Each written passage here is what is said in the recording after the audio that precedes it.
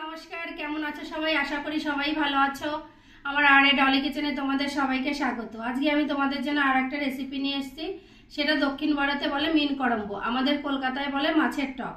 তা মিন করম্বো করতে আমি কি কি নিয়েছি তোমরা একবার দেখে নাও। আমি এখানে নিয়েছি গোটা রসুন, গোটা পেঁয়াজ, এখানে আছে তেঁতুল জল, তেঁতুলটাকে আমি ভিজিয়ে জল করে নিয়েছি। এখানে আছে আদা, জিরে, ধনে আর শুকনো লঙ্কা একসঙ্গে পেস্ট করে নিয়েছি। এখানে আছে টমেটো পেস্ট, এখানে আমি পেঁয়াজ কুচিয়ে নিয়েছি, এখানে পেঁয়াজ রসুন পেস্ট করে নিয়েছি, আর এখানে সমুদ্রের চাদা মাছ নিয়েছি। এই দিয়ে আজকে আমি তোমাদের মিন করম্বো বানিয়ে দেখাবো। আমি এরকম একটা কড়াই নিয়ে নিয়েছি। এবার এই কড়াইটা গরম হয়ে গেছে। এবার আমি কড়াইয়ের মধ্যে তেল দিয়ে দেবো। আমার তেলটা গরম হয়ে গেছে, আমি এর মধ্যে 1 চামচ সর্ষে দিয়ে দেবো।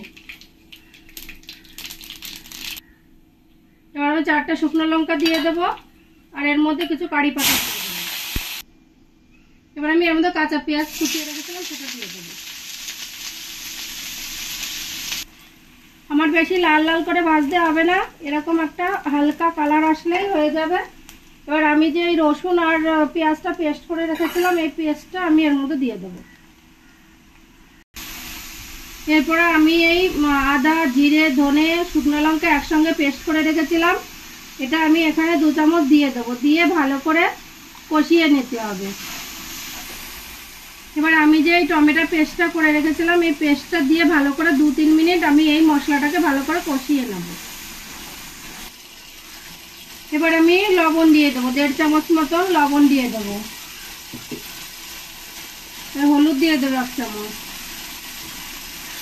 আর এখানে এই কাশ্মীরের লঙ্কার গুঁড়ো আছে, আমি এখান থেকে 2 চামচ দিয়ে দেবো। দিয়ে ভালো করে কষিয়ে নিতে হবে। আমার মশলাটা দেখো কষানো হয়ে গেছে। এবার এই মশলার মধ্যে আমি যে গোটা রসুনগুলো রেখেছিলাম, এই গোটা রসুনগুলো দিয়ে দেবো। আর এই যে গোটা পেঁয়াজগুলো রেখেছিলাম, ছোট পেঁয়াজ, এই পেঁয়াজগুলো দিয়ে আবার 2-4 মিনিট ভালো করে কষিয়ে নিতে হবে। এবার আমি এর মধ্যে একটা গুঁড়ো মশলা দেবো। এই গুঁড়ো মশলার মধ্যে আমি ধনে, জিরে, মৌরি, শুকনো লঙ্কা, গোলমরিচ একসঙ্গে ভেজে আমি গুঁড়ো করে রেখেছি, সেটাই আমি এর মধ্যে 2 চামচ দিয়ে দেবো। দিয়ে ভালো করে কষিয়ে 2-3 মিনিটের জন্য ঢেকে দেব। দেখো আমার মশলাটা কষানো হয়ে গেছে, উপর দিয়ে তেল ভাসছে, ভালো করে কষানো হয়ে গেছে। এরপরে আমি এই কষানোর মধ্যে জল দিয়ে দেব।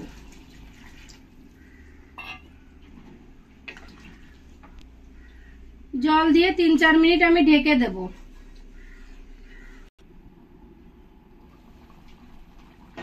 দেখো আমার এই মিন করম্বো ঝোলটা খুব ভালোভাবে ফুটে গেছে ঝোলটা। এবার আমি এর মধ্যে এক এক করে যে মাছগুলো নিয়েছিলাম, এই মাছগুলো সব দিয়ে দেবো। তোমরা যে কোনো মাছ দিতে পারো, ছোট মাছ দিলে কাটা কাটা হয়ে যাবে, ভালো লাগবে না খেতে। একটু বড় মাছ দিলে কাটাটা কম হবে, খেতে ভালো লাগবে।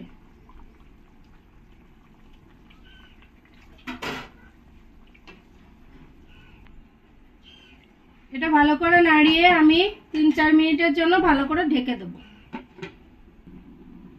দেখো আমার 3 মিনিট হয়ে গেছে। এবার আমি একবার নাড়িয়ে দেবো। এই যে আমি যে তেঁতুল জলটা করে রেখেছিলাম, এবার আমি এই তেঁতুল জলটা দিয়ে দেবো। আর তোমরা লবণটা টেস্ট করে নেবে নামানোর আগে অবশ্যই।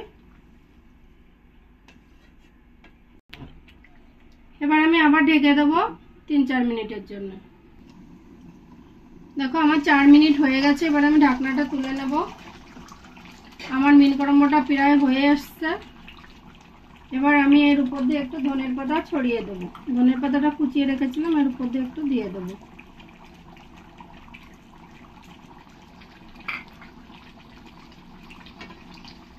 আর 2-1 মিনিট ভালো করে নাড়িয়ে নিতে হবে।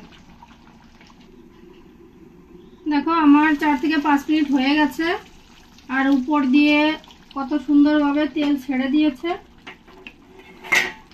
আমার এটা পুরো রেডি হয়ে গেছে। ঝোলটা একটু পাতলা পাতলা দেখা যাচ্ছে, কিন্তু ঠান্ডা হলে অনেকটা টেনে যাবে। আমি এখন এরকম একটা পাত্রে নামিয়ে নেব। সব আস্তে আস্তে নামাতে হবে, না হলে মাছগুলো সব ভেঙে যাবে।